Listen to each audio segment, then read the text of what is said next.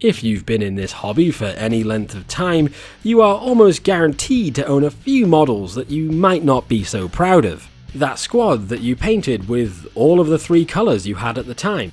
Ancient heaps of tentacles that lie unpainted from a time before you learned how to use green stuff responsibly. And sometimes you actually find something that's not so bad, like these cool Chaos Warrior conversions. But deep down, you know you're hiding some truly heinous conversions. In an ideal world, you'd rather never have to think about them ever again. You could try to bury them under the rest of your unfinished projects. But in your mind, you will always know the great injustice you have committed against such pure and innocent plastic kits can never be truly forgotten. So we are going to have to undo our past mistakes. If we want to live in a future where we are not plagued by such half-arsed conversions, we must look to the past and learn from our mistakes. When the plastic Baneblade kits were first released, way back in 2007, they were the hottest plastic to drop onto the scene, alongside the release of 40k's Apocalypse expansion. Unsurprisingly, I was running a Chaos Space Marines army at the time. Despite the fact that Baneblades weren't even in the Chaos Codex, it didn't stop me from going out and buying 5 of them. Out of the 5 Baneblades that we bought, only these 3 remain to this day.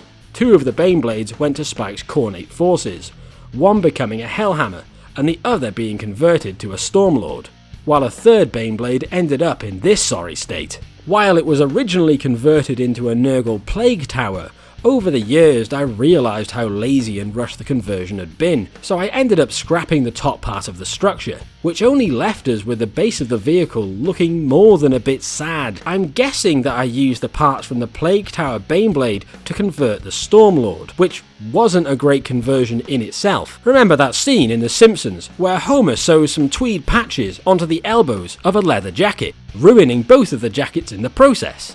This is a bit like that, but a lot more expensive. Those border defense spikes, those are 100% genuine cocktail sticks, haphazardly pushed into some green stuff. There's nothing like adorning a really expensive model kit with bits of wood traditionally used to pick your teeth. No matter how many heavy bolters we add, it will never add up to a real Vulcan Mega Bolter. Ignoring all of the damage, missing parts, and general overuse of green stuff, what really bothers me about the Stormlord is how I chose to extend the superstructure. After all the effort I put into this, all of these plates just don't quite line up properly. Plus, I must have cut this plastic with the bluntest knife I could find. I don't think I even knew what plastic snips were back then.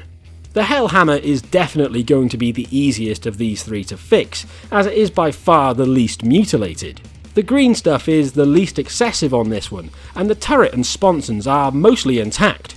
But we're definitely going to have a hard time if we want to add any more sponsons to the Hellhammer, as those side plates are glued on tight. The former Plague Tower has the exact opposite problem to this guy, as all of the side sponsons and plates are long since lost. The turret is gone, as is the mount that it once sat upon. There's nothing really left of this Baneblade apart from tracks and some of the chassis, but it's probably easier to fix than the Stormlord, as I'm going to have to deconstruct the Stormlord bit by bit. Before I dug these 3 tanks out of storage, I didn't imagine that they would be in such a sorry state. I honestly thought they would be more or less intact, but time makes fools of us all. In what might come as a huge surprise to everyone, I actually want to restore these Baneblades to their rightful place in service to the Imperium, as my primary motivation for digging these 3 Baneblades out of storage was to fix them up and run them against our ever-growing Chaos Nighthouse. And while it will take a lot of work to fix these guys, painting them doesn't seem so intimidating of a task, as they're just really big tanks. They don't have too many awkward details like flesh or fur or any of the other stuff that makes me complain. Plus, I don't have to construct any elaborate bases for them, which saves a lot of time. So what do you think? Is it possible to rescue these tanks with plasticard and a bit of scrim? And which Imperial Guard colour scheme should I go for? Painting models for the Imperium isn't really my area of expertise, but I'm willing to try, if that's what it's going to take to fix these poor Baneblades. It'll be okay, little Baneblades.